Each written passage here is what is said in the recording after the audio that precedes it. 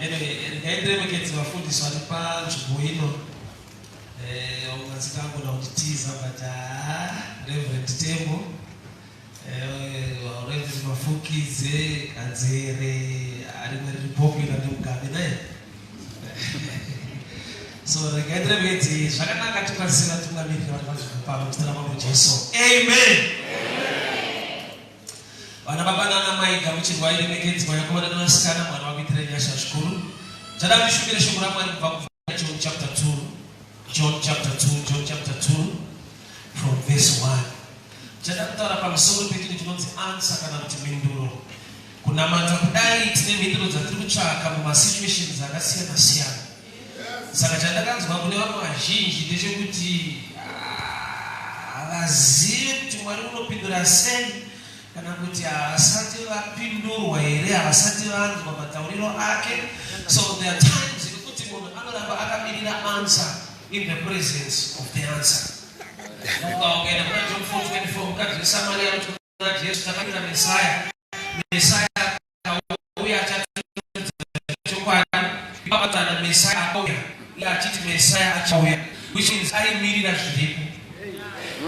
Kunonzi maari mamusina that revelation yekugona kuziva kuti chandiri kumirira as answer kana kuti chandiri kumirira saMesaya ndiye wandinotaura naye. Ndokuti chakamuhinda chakamutadzisa kuti ashayiwe understanding iyoyo itradition kana kuti tsika kana kuti kwaanobva nako background. Why? Nokuti mazuva aya kwaiva netsika yekuti maSamaria nemaJudha adyidzana.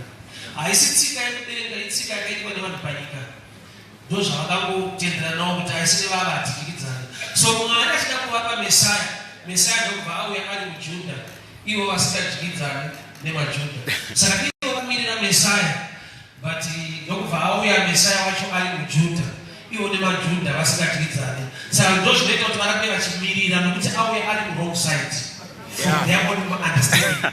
Hakusi wrong side according to God, wrong side according to the systems of men. So there are times yekuti mafungiro ako naturally ungamuda uri wrong side.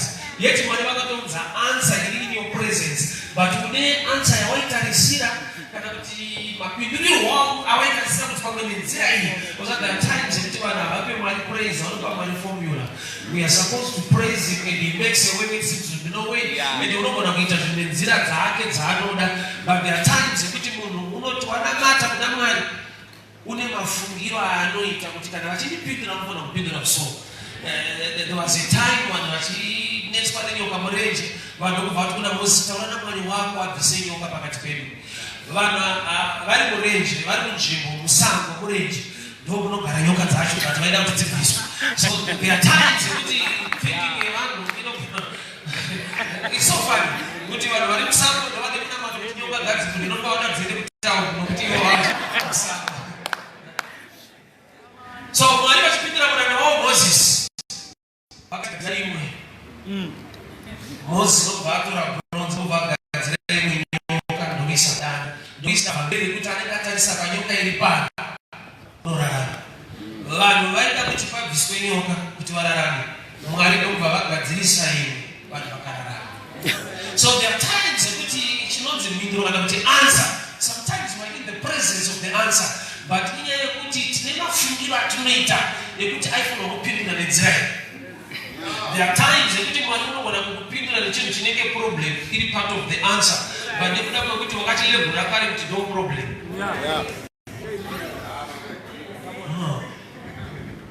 Pane pekuti rautoti dambudziko iroro ndo chikamu chemhinduro dzacho. Ndokuda muri vanonzi Dhaniel unogona kundipupurira kuti chakanyanya kuBhabhironi chakamira naye ishumba, nokuti ndo dzakava mawitness and honest kuti murume uyu ari right hadyiki. Vanhu chaivo vasamire naDhaniel vachishumba ndokuda naye. So there are times yekuti mhinduro tingakudaro tiri mupresence of the answer, but tine mafungiro edu. So John chapter 2 I'll read. On the third day there was a wedding at Cana in Galilee, and the mother of Jesus was there. Jesus was also invited to the wedding with his disciples. When the wine ran out, the mother of Jesus said to him, "They have no wine." And Jesus said to her, "Woman, what does this have to do with me? My hour has not yet come. And his mother said to the servants, do whatever he tells you to do. My time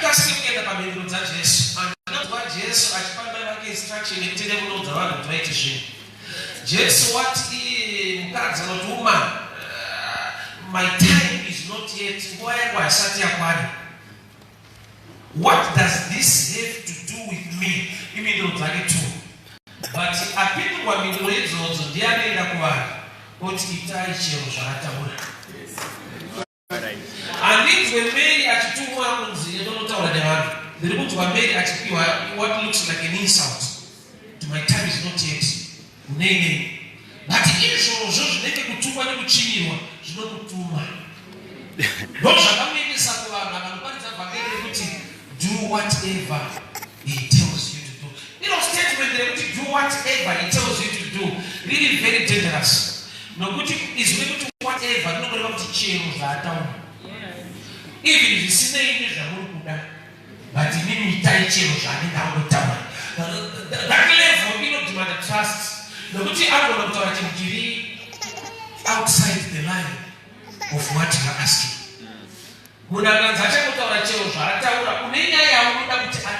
Sometimes they will be changed. In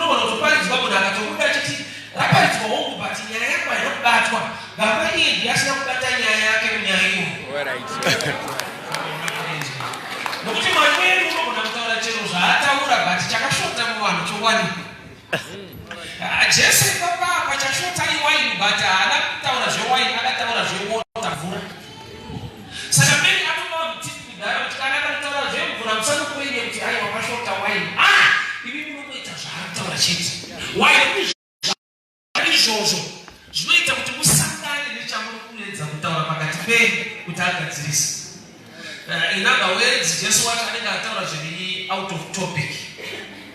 Kashi, the root topic, and was saying out of topic. Luke 17:11. Warume wakati pembunzi vakati Yesu wanakomana wa David chizuro ngoni. Yesu ngati kwa hali dai muno zvinatidza kwa kurisiti.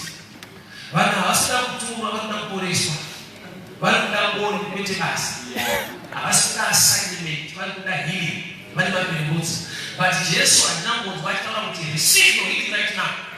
But Bible rangu inoti pavakafamba muzera vachienda. Mumwe wacho ndokubva aona kuti apora. Nati chakavaporesa kuita chero zvaataura nyama zvisingapindira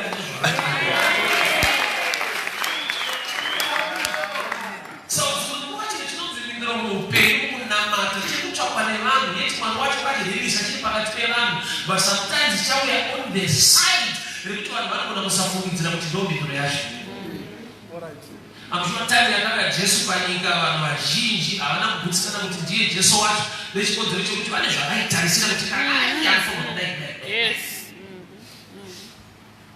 It was not easy to understand kuti Jesu ndiye chaiye atouya nekuda kwekuti kana ari mwana waMwari vane zvavaitarisira kuti aite. Saka wakuona kuti even pamuchinjikwa imwe mbavha yakuti kana uri mwana waMwari zvibvise ipapo even pamatemptations adevil. Saka waigoripita pastatement yekuti if you are the son of God. Unataka demands aiswa. Yet he temptations perform anything. But he was. And he still is the Son of God. So there are times but people are not regarding what Mhinduro sometimes maturity nokuti kune language inogonziwa kwete nenzeve but nezera nyamurudi nzeve nokuti dzimwe nguva ukashiwa maturity inenzeve iwe yayawo izvo. Vanhu pachaona kuti vari pakutaura vane zvavanoti tsumo kana kuti mademikira zvekuti unganzwa vachiti akuru manzeve ndewako kana usingazivi kuti zvinorevei unotorumwa zveshuwa. Why? Nokuti hausati wamature to understand kuti zvinogona kuti akubayira zari kana kuti akupa zaro ndiye ari close to you. So Mwari ari kunokutaura kwakapfuma nokuti ndiMwari is not man, is God. So men must mature to a level yekuti you must get to a level yekuti unokwanisa kumunzwa. bata kwa yangu anonzwa isinawo. Yes. Ulati kusalizi wakamoroga sali ndio kusatu wako. Yes. Yes. Yes. Karibu na hapo ndio akata mwana kwa yangu. Ulati kusalizi wao shughuli kwa chini watisikiliza sana hapa.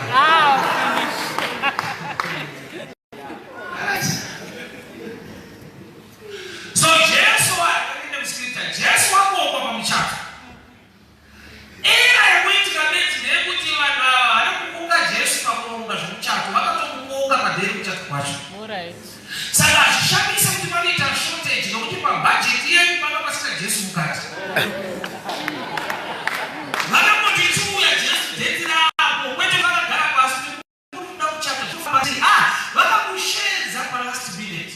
Unozoya kuti no sometimes human nature yekuti munhu akazvarira mari yake anonoda zvinhu zvaanoda kuzvitengesa ndovanwe una matiri wane nyasha dzekuti zvitenge but hari nyasha dzekuva neknowledge yekuziva kuti ndatsvakei chinofamba.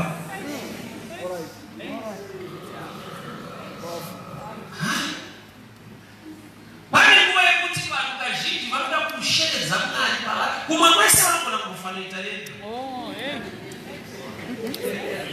Budget vakaita Jesu asipo Jesu zvinokwadisa kana musikana wacho akatomutsvaga zvisina Jesu mukati futi. Jesu akushandiswa munhu wako. Jesu akushandiswa kuti zvaita. Jesu apo mafaro waya. So ari pakati pemuchato they ran out of wine. Chinwa chinonzi wine pamuchato mazuva aya ndochinwa chaikosha zvikuru ndochaita zvifai zvezvinakidzi ndoda unofanira wakanyanya. Wine ndokubva yashota. Kana isikuti kuti kana Jesu ari panzvimbo zvinhu hazvishote. Iyo imwe script yatonuudza kuti aripo panotomangiswa vanhu kuti pane zvirikushota. Iye aripo. Osakuti nyaya dzatinogona kushaya uno kwete kuti hatina Mwari arimo. Nokuti script yakuda pachena kuti Jesus was there but there was also shortage. Alright. Yeah. Zvinoshota sei Jesu aripo. Anokuti pana ane kunze life nake patara kwacho ndinai patenda zvidaiso. Ita zvikushota ita patakaisa kwamusha isogobuda patisa ita zvishota but ndinai vanozvimba kuti mwana wacho ndinai. Alright. Zvinoda kuti panogona kuita shortage iye ari present. Koshadwe na shortage chi inawe kuti tizive value ya Jesu apa tofanira kutotangira pa shortage. Nokuti zvikati zvakanaka tinoita sekuti mukomana uyu anogona kuronga kudarika Jesu. Hey. Saka Jesu paasvika panzvimbo ari kutoti kuti muzondifilawo apangoita kaproblem.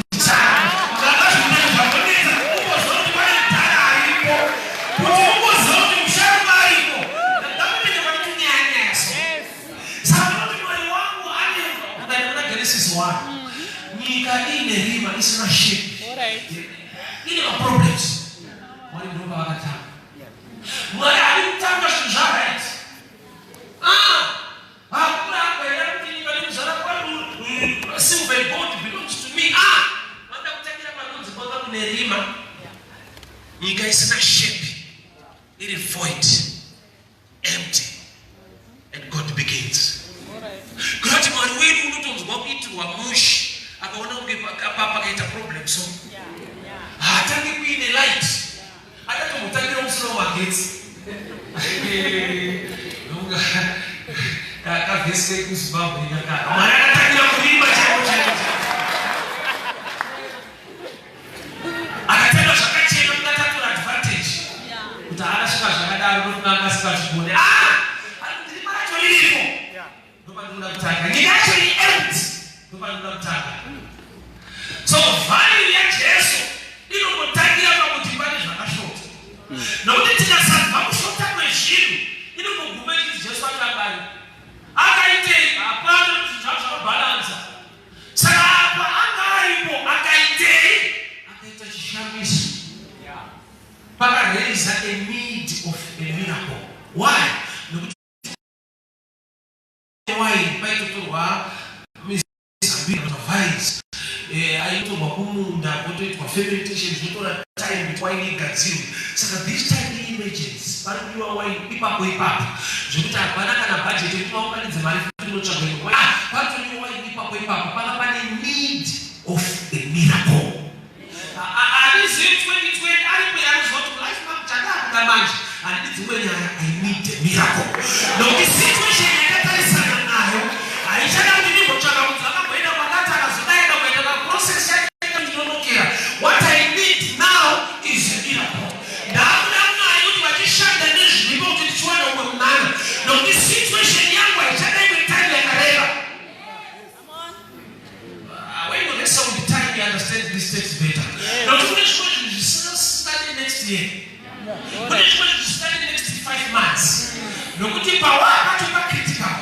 No good why you are shorter than after 5 years. A child you are not to be up by the building their father to when they are shorter. But in our lives, maybe shorter machine will need a miracle like today. And this one you should have money, but don't follow this business life, relationship, you need a miracle like today. And if I don't see what you so much, those are not specialized at class.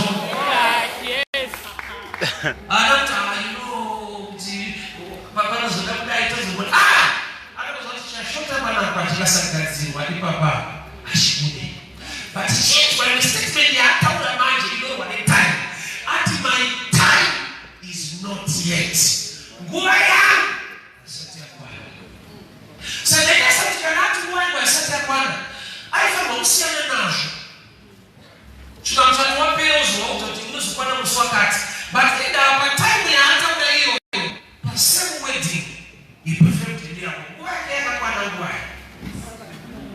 Can I have my time is not yet? In the Azure, there's miracle, here without any time. I'm sure we all understand that God is good all the time. All the time God is good. But my surprise, my time is not yet.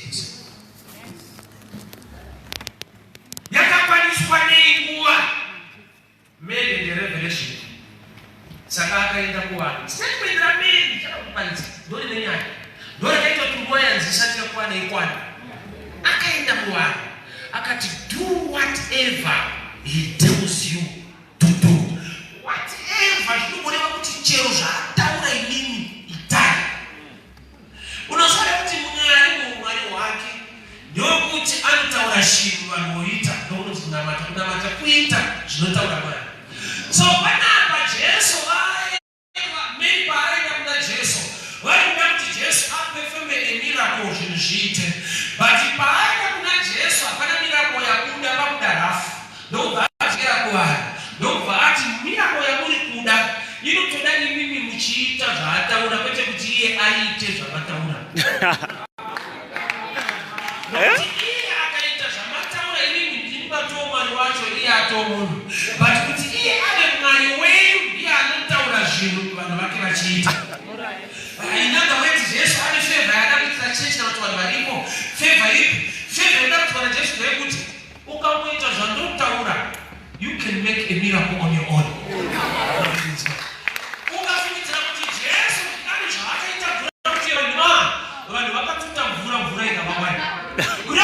Obedience created the miracle. When the wife was doing miracle, I chose to differ. When Jesus vura ndo kubaya chinjaita ba wine. Kurati vura yakamoriekta ili maombe wangu kwita Yesu. Adamu kwa Yesu atuta vura. But that's why we never know what to vura yaita wine. Kurati you can make your own miracle. When you live in obedience, you can make your own miracle.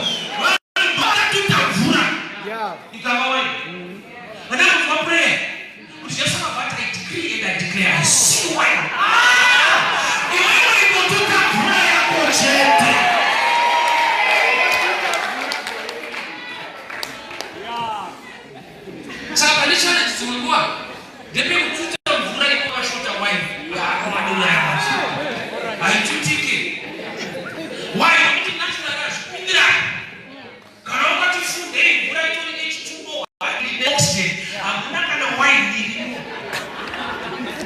Why they don't see any kind of manure of my ingredients? I just want to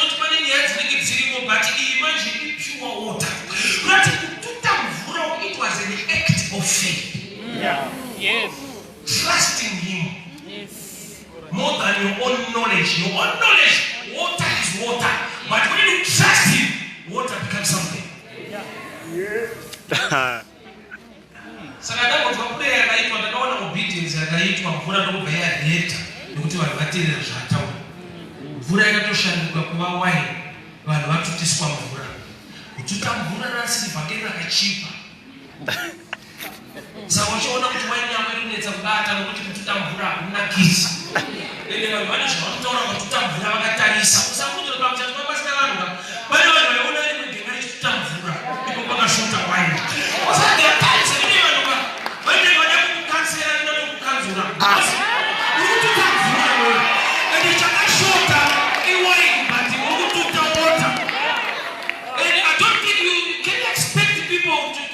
For you, but shorter wine you want to water. Great act of faith. I see my name kind of natural. But your atmosphere, create a miracle. Act of faith. But not to so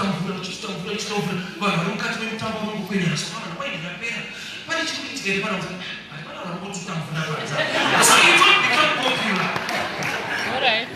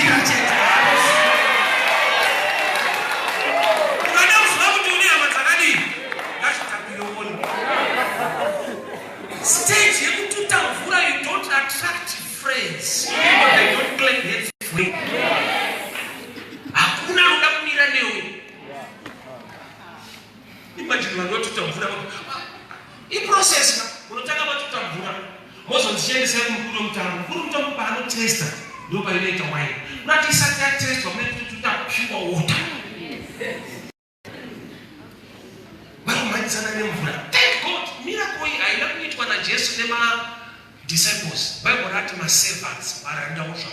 Yes. Why don't you go my disciples? Why don't you go to Darab?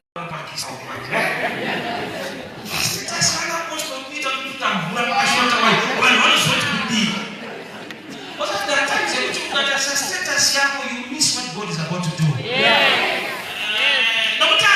Servants. Where were the disciples? Let me quickly give you this revelation. Why he ever record whether this is the first miracle of Jesus? The first miracle of Jesus. He turned water into wine. And let me help you. First miracle of Jesus. The last miracle of Jesus. By revelation of the meaning. He came to give relationship. Saka muchato unongolewa kama saka akaita kwa muchato inechepita ni wine nokuti wine chairo inopara kwenye New Testament. Alright. Kana ndio hapa mchinji kwa saka Yesu kauya kwa muchato au ya mzochati sainika na baba saka usina mtu wa mazitewa ni walichata jiwe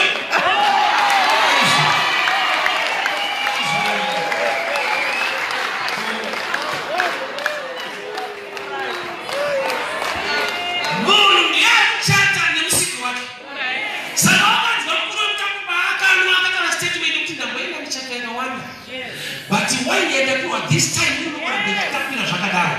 In other words, I put a car when Palenza Muchata, you went on Namani. Why should this wine and a rope Paremuka? Rainbow pay at rainbow expire, political pay up on the Warim.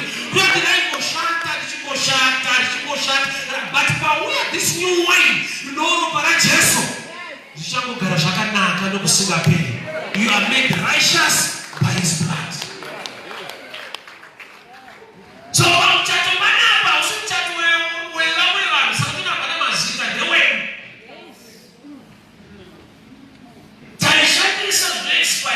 shorter. Hakuna matangari gawa ito fano hingo ule mwombi na testimonies from all of the Holy Spirit in worship. I kuna watu kutarabia duna. Ni mambo hapo wanafanya na mambo za kufunga. Wewe ndio unataka kitu. What's the case here sasa? What time guy of this?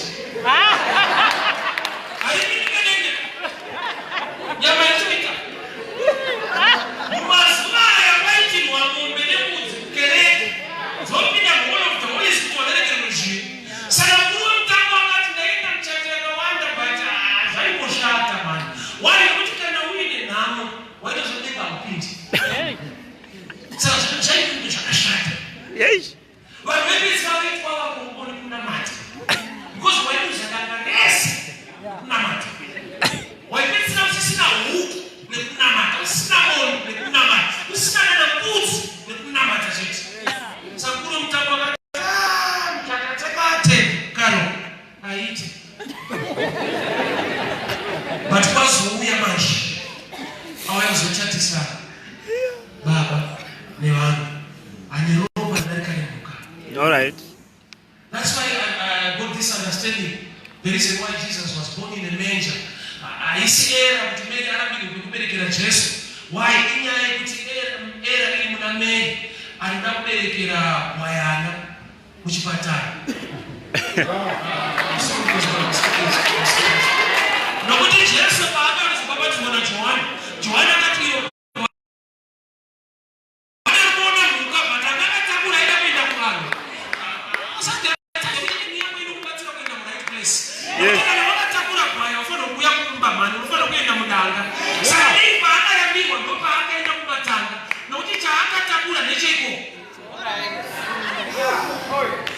So there are times when people don't answer. Why should I say the mouth of the enemy? People can still resist you. Why? Because resistance here is part and parcel of your answer. Herod akatera chimaya kana sasa 2 years below, Matthew chapter 2. Kunjimbo iloni kwa anakushipata. Sasa keta kuti Yesu aligura wanga siku. Sasa there are times when people don't change the zvapo. Unoshaiwa mukana kwa unofungidzira kuti kufana kupapira. Why? Nokuti ukapapira pane mweya unoteera kuti ataka zvinizvo. Saka mwari vakada kutichenjera. Unoshaiwa mukana. Nokuti chakaropa fast. Saka there are times when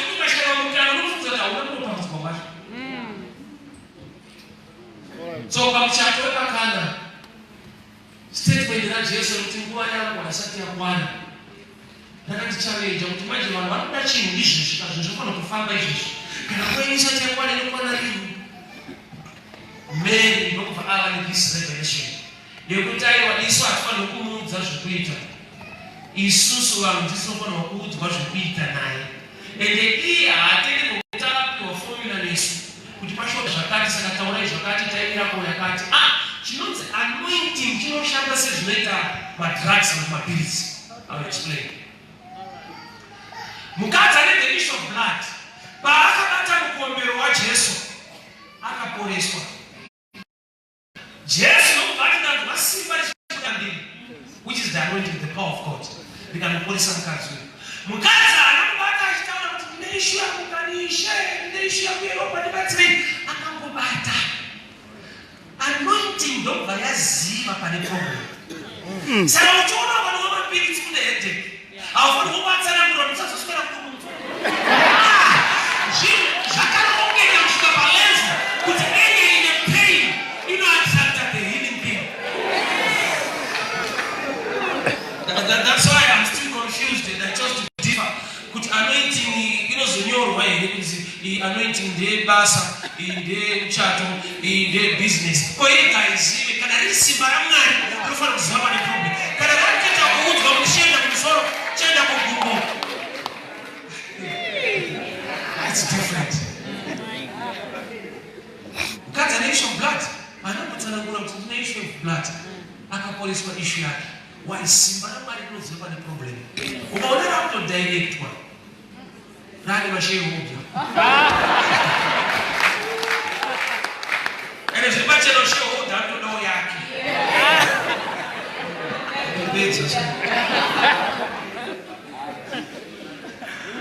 So I'm chatting with my car. They ran out of wine. But you guys deeper. I'm going to run out of wine. They ran out of ideas, out of knowledge. Why? Now, Jesus want to cook our food. And you get wine from the vines. Yes. Musambiri kwa wicho kwani wako. But when you go almost there, don't watch more effect. What's happening when you miss the revelation? You don't get a snap as a no pair and a snap guarantee. Now, the Jesus, now we might divine like Jesus. Why don't you say, the money take away? What's happening? We just want to get cheaper. Kurasa not dura. Agonzaga John. What I don't like, but that is a Padagam shit. Kurasa not dura. It's very expensive.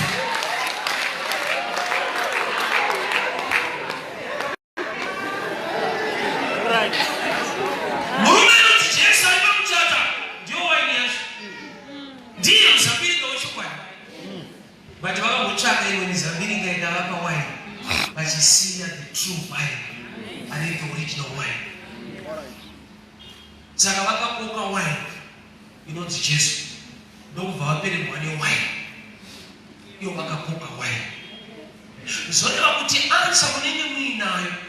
But it's not more short than what I'm saying. When you have to answer. Jesus presence yake ndio wine. But when you vapere mwani wine, like that here watu anonzi wine. Okay, I'll explain this. There are times that you are wanting much more because of the Amazon, but Jesus, one water than the Zabo, to fans a lamb, but not to just check the Russian one of fans. I am from Zobuti. Calling at the no fans away to the fans. I'm in the rest.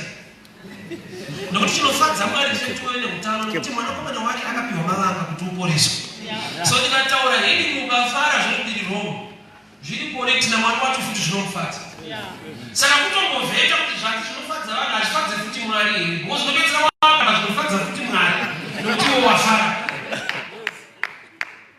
So unoparidza kuti receive your house, receive your car, receive your kid. But Jesus kuti nyadzase. Azhinji anoramba vhamire kuti receive your house. Glenwood. Receive abona vanhu vari iyo katopanga kukukura anokuti stage wanokati vashandika iwana istakara kuti unoja uchwana yako imba mapedzi wangu asivhangeri asi Mwari akamupa stand baraka vanokuti vachipiwawo dzimba asivhangeri usa vhangeri ne value kana tichadresa problem nomunhu kana usina problem iyo utandani usati kana receive your sight as long as you off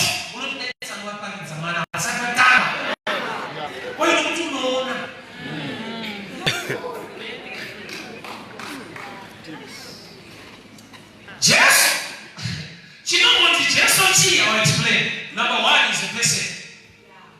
Number two is the word. John 1 verse 1. In the beginning was the word. The word was with God and the word was God. The word became flesh. So kana Jesus I word is also the person. Akaba munagenda across. The Lord you know what Jesus manage.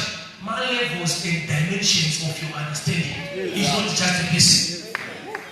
Mahali kuna shakawana. Mune fangene kuti vanhu vaende kudenga Jesu.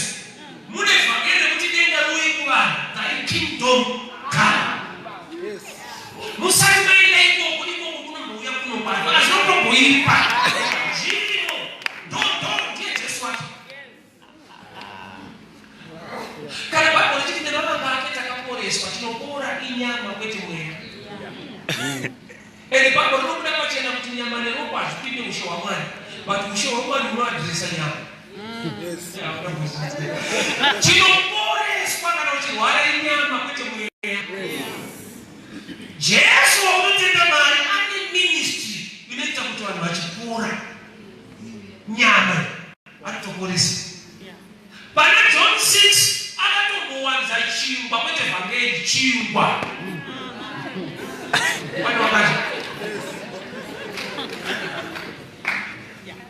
So I don't want to, you know what Evangelist Jesus when I'm to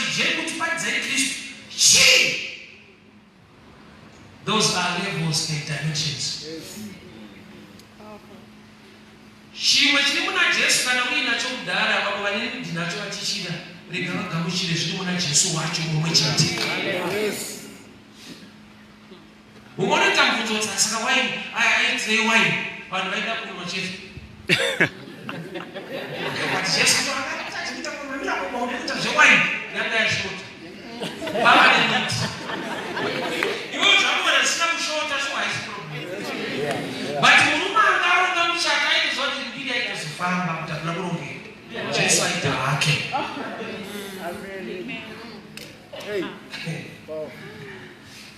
So that time, you got to go to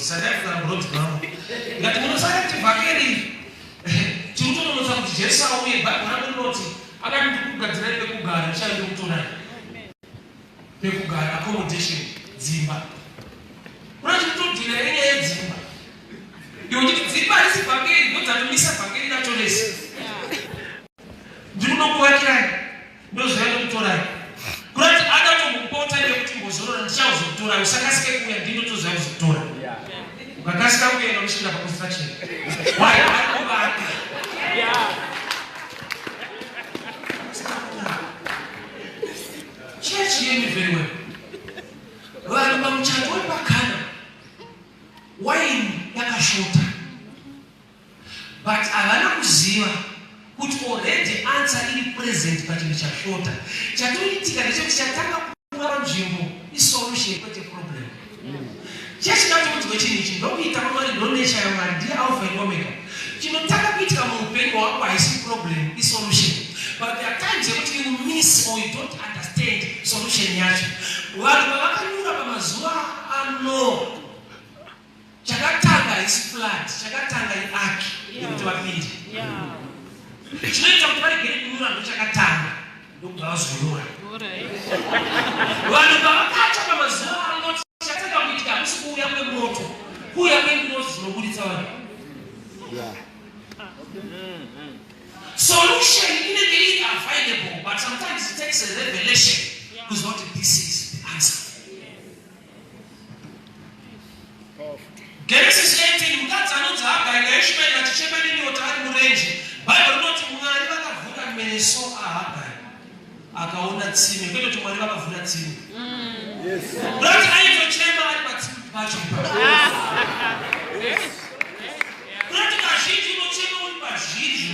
Yes. But that is spiritual is really very tricky at this level. When you are too close, sometimes you miss it. Yes. When you are too close, sometimes you miss it. Judas and Jesus went to Spirales. I told him that Jesus was a man. But you can't the issue of blood. But Jesus. I can see Papa, but Judas. Yeah. Ah, my goodness. Yes.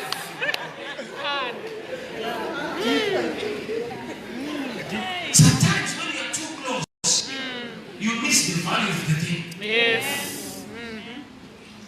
Just imagine that Jesus was a long time. You never go by it. So which camera?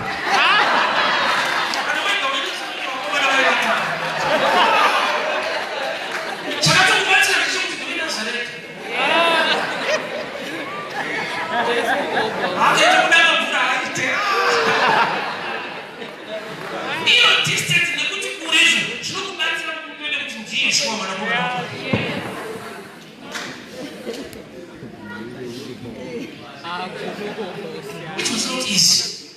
Yes. Just imagine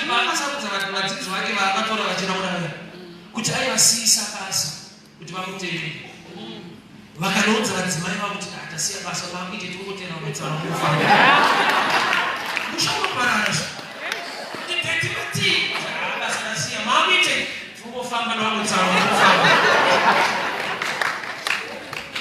kungofamba tikungopari tatakutamura zvivabheri zvake.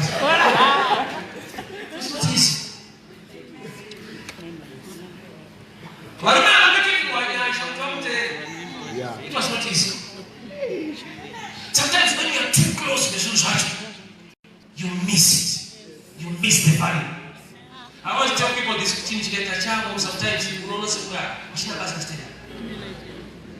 This is the cards are going to work. Sometimes you will not get it. You don't know what you want. Jimo, you will not get it. You will not get it. They don't know shit. I'm not working. Jimo. Just no way I did it. Ndasi wako ndokulima uti saka mai vanozokuta zviri marani kuti tayo zviri kunokumanya iwo shida wako nokuti nature yako haudi wako abereka kuguma vekuti vanomedai vakadzi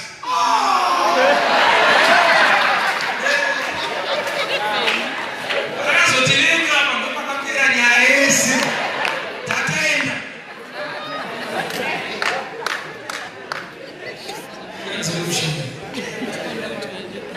but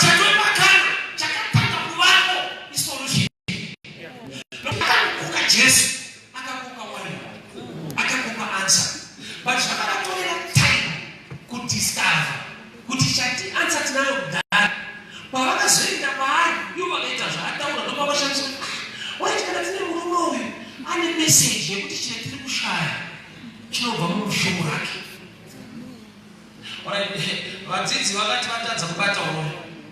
Luke chapter 5 wewe disikubatika Yesu ndokuvawe ndokuvatika naye mamburi kwakadzika vakande kwakadzika ndokumabata wewe Bible note mambura ndokuvataka kuvaruka the next began to break ndokuvabata wewe dzakawanda nemambura anokuvaruka naturally mambura akavaruka you lose more fish dzinobuda neipapo nokuti abvaruka but vanhu vakabata wewe dzakawanda nemamburi akabvaruka ndozvakaita kuti Peter aregere kuramba achiraura nokuti kune chaakadiscover kuti this time atinobata hove nemambure nokuti aipe mambure yaibata but hove ndodzakabatira pamambure nokuti murume ane shoko rekuti wakabvaruka kudaro ukaritenga pane zvinotobatawo mulife mako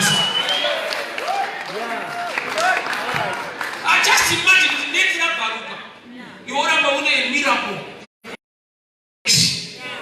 wendonofanira kudiscover kuti neti rikabvaruka tinofanira kuluza fish but fish dzakabvaruka haisi neti nazobata but kuti fish ndo dzakabata neti why nokuti ukangoteerera Jesu nometa zvinorwa newe nyasha dzinomuramba dzakamunamira vanhu vachipikisa vanhu vachipi vachiedza kubvarura masivi yako vachiedza kusamira newe but nyasha dzinoramba dzakabata that's a simple grace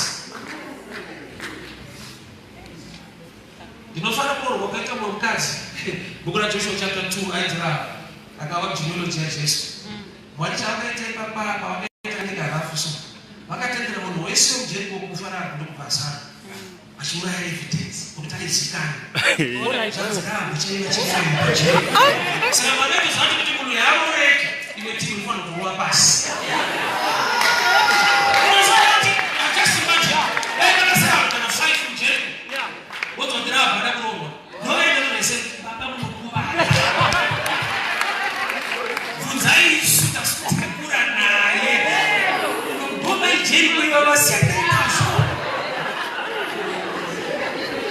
But in Yasha Ziriko, the guy said this declaration.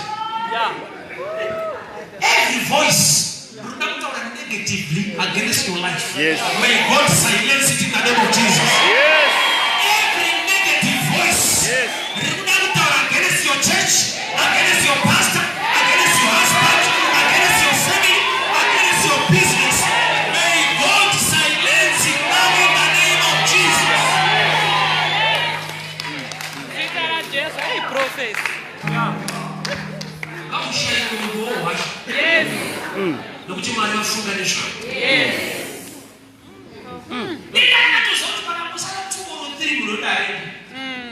So I don't want to vanish.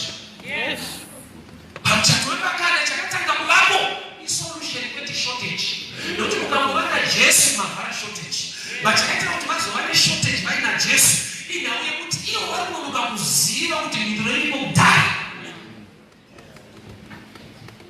The answer was already available. available. But our Mutanga church will not go one day, must have Mutanga consult. Problem now, they don't consult no shortage. And that was what you acknowledge. I was in more position. Why do I know the master of ceremony? People by the Jesus. But I don't know I don't divorce. You know you go a man. Put in a short to tame us, or to trust, or never to plan B. We never go some life. We never want to master people by the Jesus. Master of ceremony, Pangariba, Guru Tango, ask Guru Jesus. But you don't find the master of the wine. But it's not another master who go to a master, but you are a good man.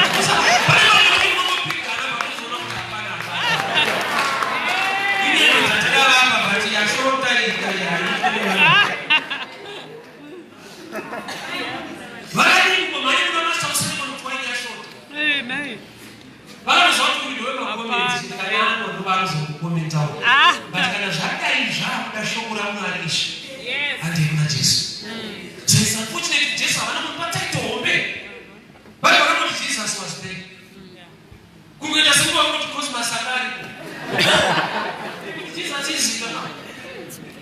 So Jesus was there. And there was another man that is the master of sin. But if I can shut the wine, what does it discover? But you know, and you'll find the group of thousands of what was Koresan. Which can have a short of 2 nights when I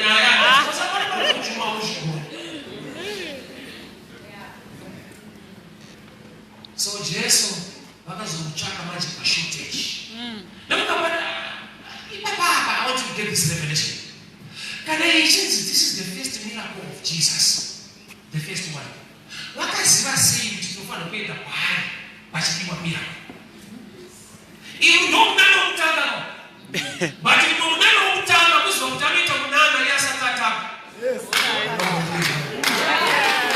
Bible noted this is the first miracle of Jesus. Can you remember? Nobody can have wait when you know Jesus when the wine that is but the answer iripo.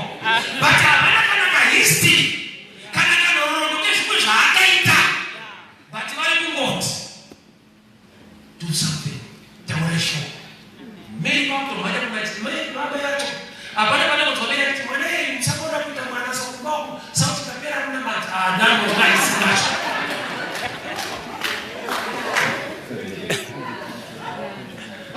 the first time, that's not a history.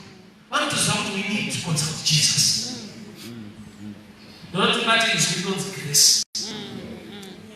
I see good thinking in a time to change it. I'm so a genius. Nyasha zakaba pusha towards solution. Unataka kunishuhudia kwa nini ndio mtu akambaya. Kana kunishuhudia katika mpendo wangu shitoa na mafunzo ndio ndio kusema. Akostara na ibaba kwa kule machenda kutasema ndio wanazungunda. Yes. Sisi ni bati mara kashita. Na wewe ni involved but ndio ndio tushamishika. Yes. Na kutapaka history ya mtu kama kwa channel. Atronzi wa nesi vira kana performance kana mood. Ana si vira acha kusiwa. But pakake wine. Sustain them.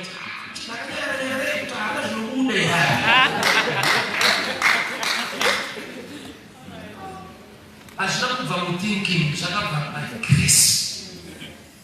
She needs to explain this is specific. What if I shall recognize the pay by seeing Jesus?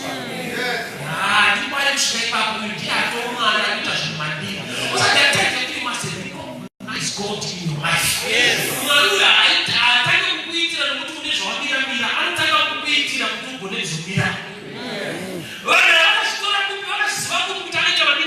The first one.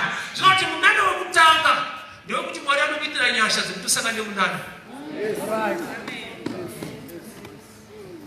Avana kama sivia, avana kadoro ndio kutaka mudai wakati kwa shota zakata kazezo. Avana, but zanzi pakamo shota wai wakati muone. I see thinking in grace zakapa that kind of thinking. Chinicho chomo ndo kunamata kuti Mwari vakuwanire nyasha idzodzo. Nokuti zvimwe zveshe zvaunotrai kufunga nekuronga sometimes hazvikupe solution. Kusvika wava nekumwe kuronga nekufunga kwaMwari kunokudriver towards solution. Kune zvimwe zvinhu zvinofanira kuitika zvokuti wega unoona kuti uyu ndiMwari handisiri nawo. Vanhu vachitoita kuti bhato vakaoma wazvifunga mwoyo wakazoronga sei. Chivazivisawo kuti hakusi kuronga, hakusi kugona, ndo zvinoita nyasha. I've seen grace. Even when I started ministering in my streets, somebody came to me. Kuti chakakupa strength chipi was things were so bad. Zvasakumira mushi. Ndakaita mbiri yekupenga kwete kuparidza. Usaona kuti mufesa anorwara, kwete kuti anoparidza, anorwara. Mazuva ano ndopa kuti anoparidza kana vaita kuti kupenga. But chakanipa strength vachitaura zvinenge kudaro. Isimu.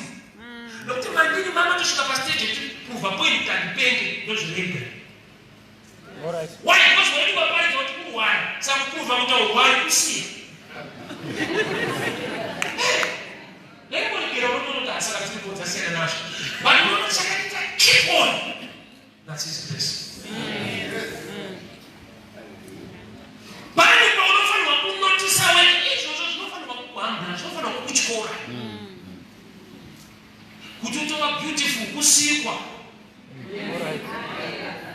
E poi si può solo camminare da un cavolo nuovo, ma parere ma scuole bawo. Kuni ne tinamwe ndichete usiku, batakaitwa bawo. Yes. Kwa genius kuna mfungwa dzakapinza pakuita zvemabhuku ako, ausiwo wazvisika inyasha dzakatoiswa naMwari bawo. Yes. Kuni vanotozvida zviwanikwa zvakamuwanikwa by grace. Yes. First miracle ya Jesu is sign.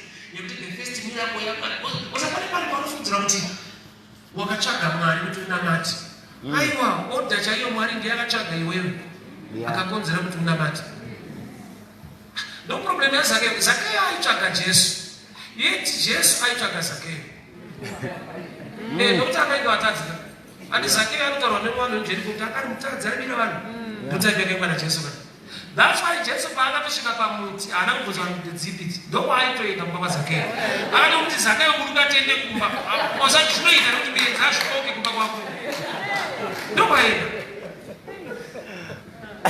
Unozati Zakeo paakatadza kuona Jesu pavanhu haana kushadzira kuti ishe ndashaiwa kana ndakaenda pambera haana kumbobuda. Akangonaka kwaakanaka akanokira mumuti. Inda Jesu akaenda kumutiko. Akati kungochita direction dzaone ndachenda ndakudai. Ida Jesu akananga nepamuti pana Zakeo. Enda kusvika pamuti. Zakeo anokushedzera kuti ishe ndasishewa chanzi napano. Jesu ndiye akatarisa pamuti. Aitotsvaga mumwe ndiJesu aitsvaga Zakeo. But ukaita kuti Zakeo akutsvaga Jesu. Jesu ationa Zakeo ndopamuti kurungatende kumba. Zakeo chaaida chake kuona Jesu, kuona so. Ndo kana waida. Aida kuona Jesu, kweli kuenda kumba kuona.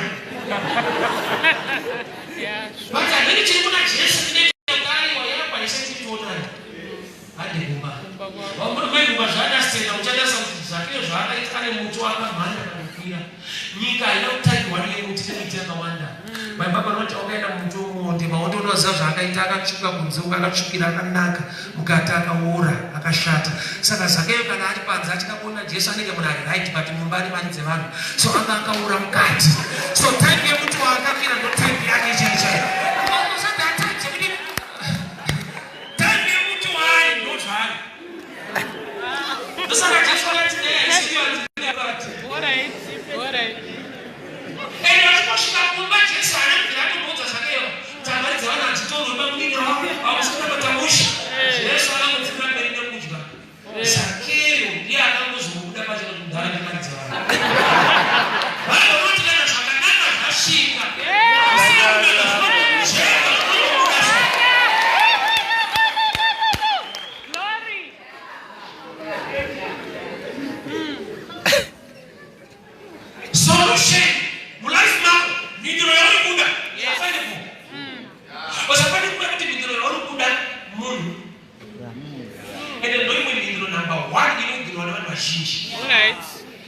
kana munhu watu asina title kana kuti asina chigaro kana kuti asikaremekedwa musociety kuti Mwari vanokushandisa kavamiriro upenyu hwavo. The first human problem Mwari vakayadrisa kuti nekupa munhu mweya muchena nekupa munhu mukadzi.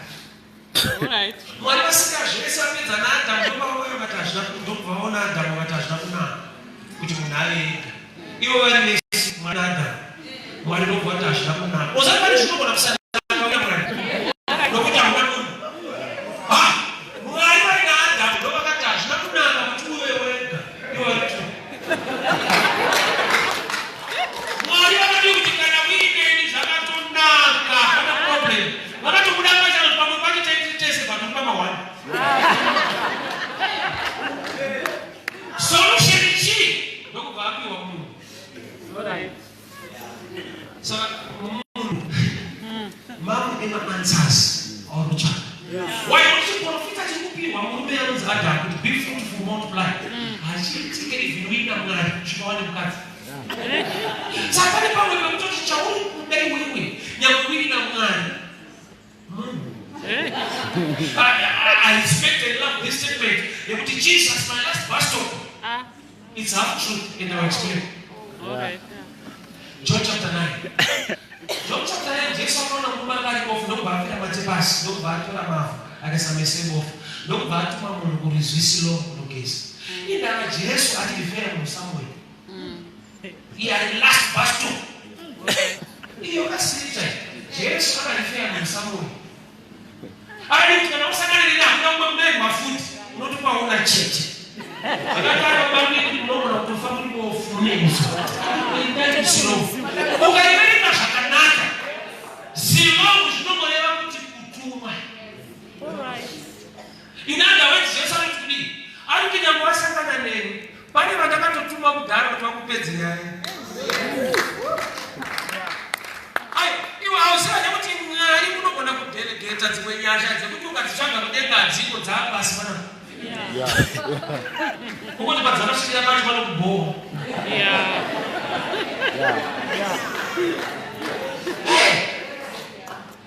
Chimwe chinonoti Mwari ndiite haachaita kuti wakatoitiwa. But still close them, but I would spirit we can learn from others or a heart here to submit to others. Matthew 25. In the Bible, chitunga vanhu vakanyimwa mafuta kuti foolish. Iwo vakanyimwa iro chicha giving. Without experience. Bible not about the 5 foolish virgins and 5 very wise. Vari kuti foolish vane chimwana chakaitika vakanyimwa nevamwe wavo. Ende Bible rinoti ava vakanyimwa vane mweya wokunyima ende Mwari havadi. Vakanyimwa kudaro vakanzi foolish kunyimwa imomo. Ende afana kuti Mwari vaifana kuti aiva vanhu ava vakangoitwa urafu vaivamone momo watadza kuvabatsira. But Bible rinoti they are still foolish. Ivo vakanyimwa. Vanoita foolish pakudii? They were in one room. Vakamirira chikomba. Ava mwenje yavo ndokubva yadzima. Ndokubva vakumbira mafuta kune vamwe ndokubva vanyimwa. Chakaita kuti vanyimwe in the first place vanga vasingafanira kukumbira mafuta. Vaifanira kugara varimo vanongoona nemwenje iwo. Saka havadi kuti vave apfute vanoda kuti hauvu.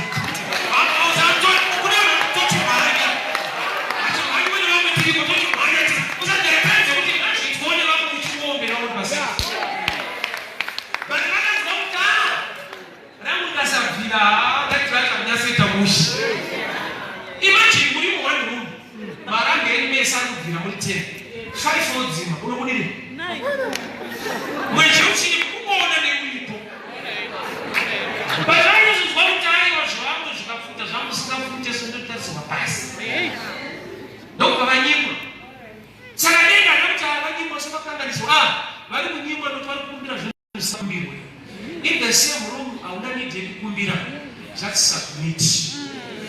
Mvumo kuti nerumwe rikafuta rinoona kuti ndiwo ndione. Vana vari pane solution, vachiona area yakaita vanotsvaga futi mafuta. Ende mazuva aya kune vanhu vari rafu, kune vaitotengesawo mafuta futi ikoko. Izvo oiri kune vaitoatengesawo. Havane chikomba. anoita zvemafuta chete. Masupply. Vakapinda chikomba mbao. Kuna kuita zvemafuta chikomba chacho akabasa nacho futa. Banana kutopai mafuta kuenda nawo chikomba. Iye zvichikomba akabasa nacho. Bwana anointing oil is not anointing. Iripo. Asoma mwana magetsa anoenda patamba zedu.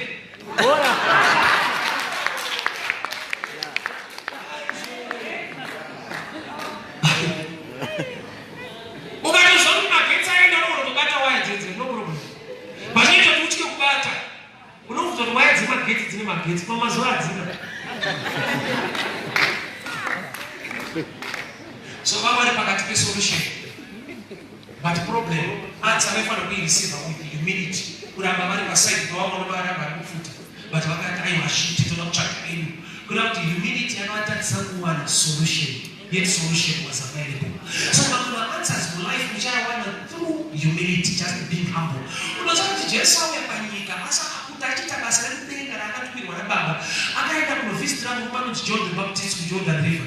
Achipedza kubhabhatidzwa denga ndokubva ravhurika. Mweya mutsvene ndokubva muruka senjiva akauya pamusoro paJesu. Kuda kuti Jesu for 30 years akatooperate under a closed heaven. Kusvika aita a visit to John.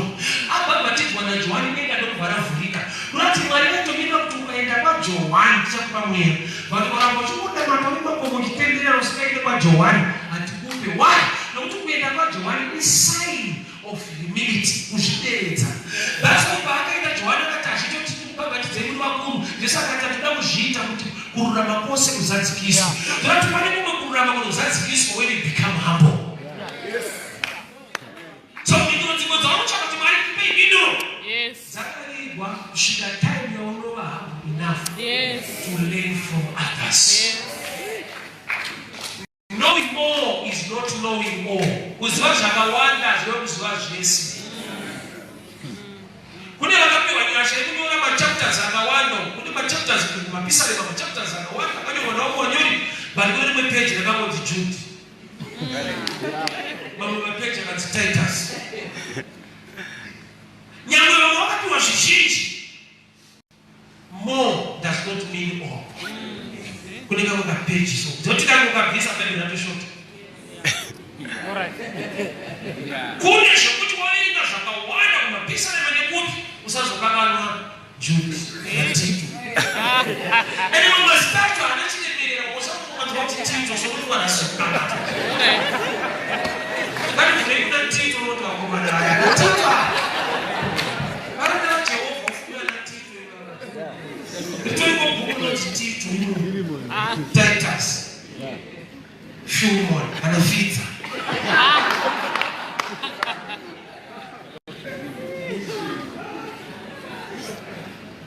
When your answer ikaputirwa mumunhu unokunotora nguva refu usina kuigamuchira. Why? Nguva mhinduro inogona kuputirwa nechinhu chisingafanira. Chekuti wega ugone kuchigamuka kana nguva yakafana kunomunhu ndakamedza 5 gig. Sikunoti matoparidza kuna time. Unoparidza svika panuka.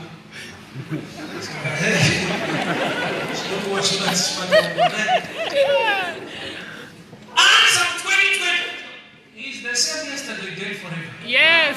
Answer it only more. But sometimes it takes time and maturity for you to discover.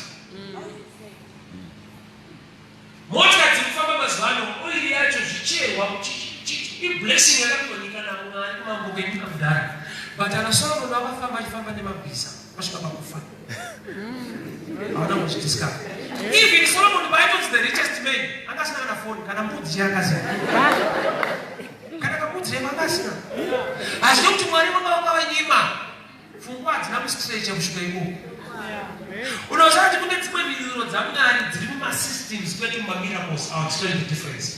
Mwari mumwe chete akati daylight kukava nelight. Rima rakazodzoka futi. Rima radzoka haana kucomplaina. He created the sun to rule over the day.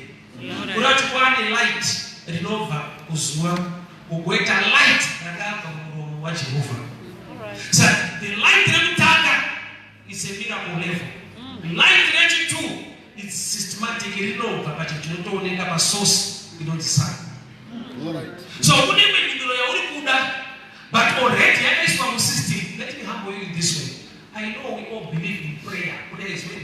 wani kuleta miracles. But wewe hapana unataka kunamadzira. Hauna kufunda zvochose. Nobata musoro wako. Noti kubva nhasi.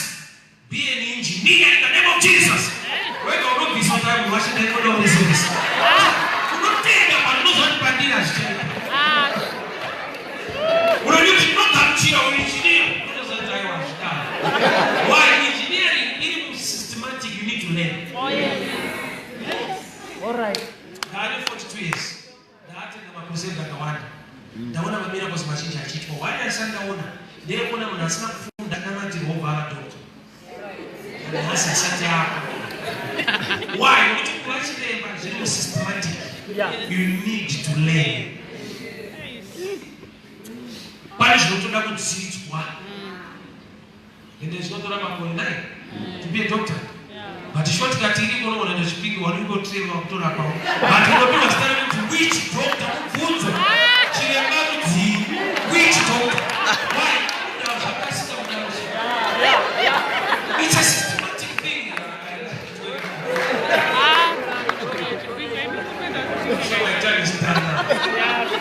But the answer. So I surprise. Is Alpha and Omega. Time in man. Here lives outside time. Time is no more. Hakuna kulimita new ones ukitia lupa kuduka na man. Machali is not 2020 maranas. Nina mataka uchanga mata nemi ya ushauri funga anu sisi. Not against some solutions along the way, but you need the revelation to know this is the answer. Is that kaya tamula nini utamuleji? Maka pale dombo pasai mwana kwa zamosi tuma dombo pale wanwa mvura. Watu kama ipacho mvura yako haisiwe ile dombo. But the problem there is kuchera katika environment ya wapi wanobora. When you don't know the mind of God, you don't get a natural. Don't think right now about sin. So I was not kuchera katika environment ya supposed to kuchera sin, but they are supposed to be na dombo no kwa mvura. All right. That's it. Right tomorrow, what's happening to iripo? Solution was available. Just story. Vura epamara yakabugara. Moses wakana matamuna is that chora pani chikazi chakuti pasali that law. Akakanda vura ikatapira. Kuna chinoita kuti itapire zviripo, but inogona kutombogara kana musati maona chimuti chacho. Ati chiripo.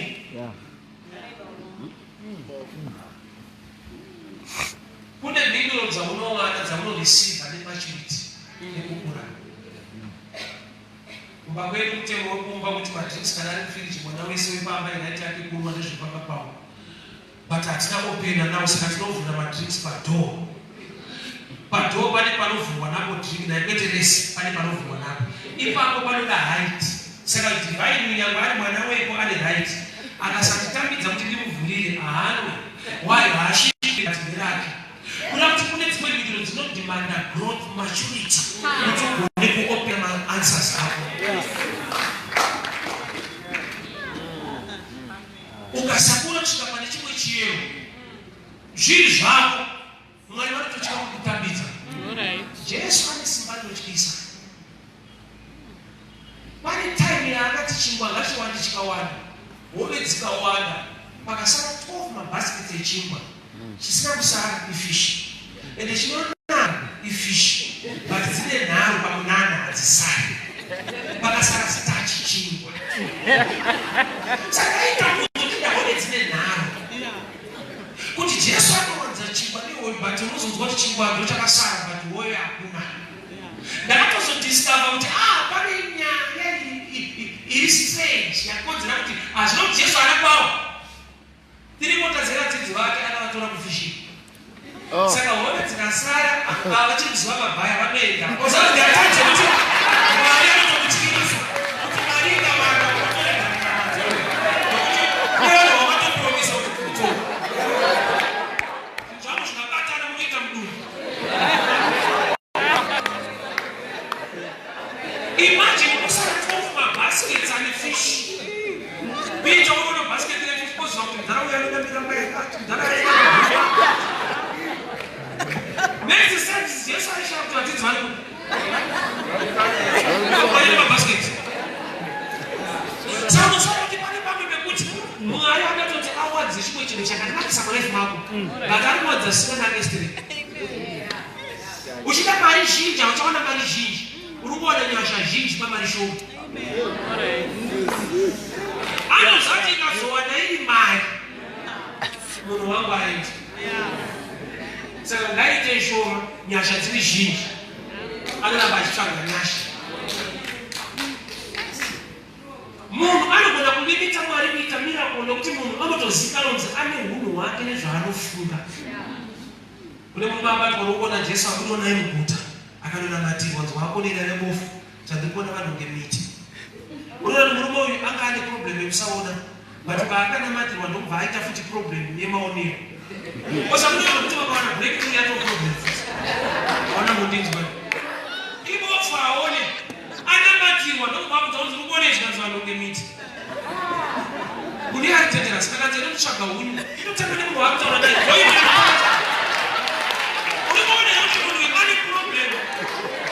But you don't know what futi kana ane solution kuna hiyo problem. Kuna wanaodada bachileta kuti waite ngavadade asafani breakthrough izvozvo.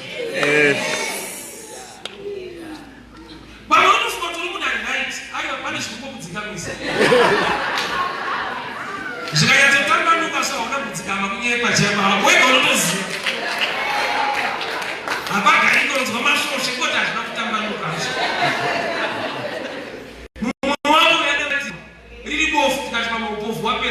Pane imwe problem futi anoona vanhu ngemiti anodherera.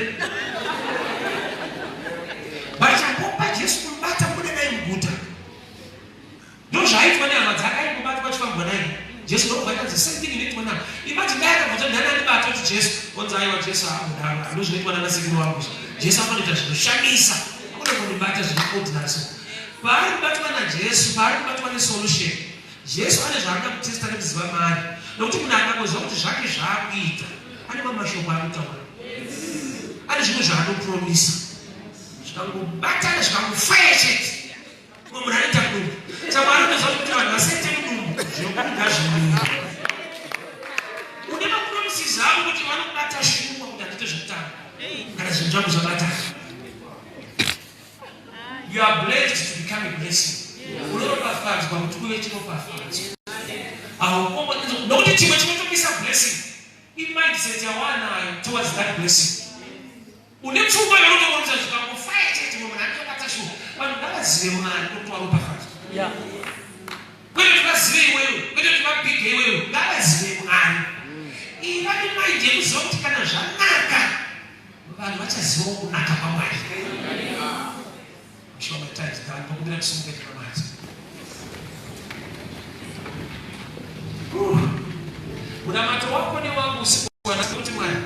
I know the answer is available.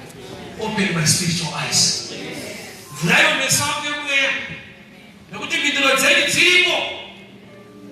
Solution pakerete iripo. Solution iripo wangu iripo. Na kuti kana iripo iripo. Na kwana Jesus. Why you are the true vine. The bread of life. Utano umeshaiba, uchineza hivi muripo. Ni mama gani utakaporeshwa. So you are a solution in my life. Yes. Open my eyes to see. Meswe andavu kutitua katika mati. Father, we pray tonight. Open our spiritual eyes. Open our level of understanding. For we are already standing in the presence of solution. For where your presence is, there is liberty. Pane uwepo wenye mungani pane kusulubuka kwevanu. Pane uwepo wenye mungani pane kumunirira kwevana yenyu. Pane uwepo wenye Jehova pane kuponeswa kwevanu waya. In your presence there is always liberty. Open our eyes to see. Vulani sembe yatuone. Nokuti muri mungani. Wazuro nasi na mambo ana mchele wakatendeka. You are the true vine. Pese panichiri kushota. Shoko lene linokieta chini chocho. Wakataura shoko wailika wanipa. Wakataura iwo shoko kwa wana yangu mfano wanipe. Taura shoko pa utano wangu robarangu nizolele tuwe pa shimo. Taura shoko pa kereke yangu baba baseme nilu fame shakana.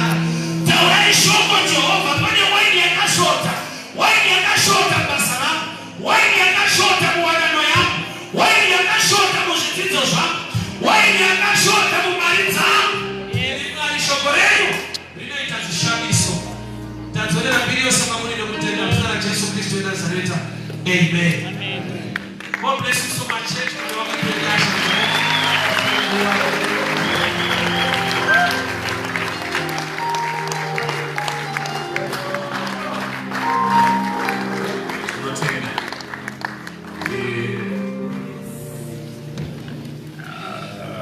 Shout out to Umati Israel. Watu wale so much. Tena mkushukuru akatapata. Riba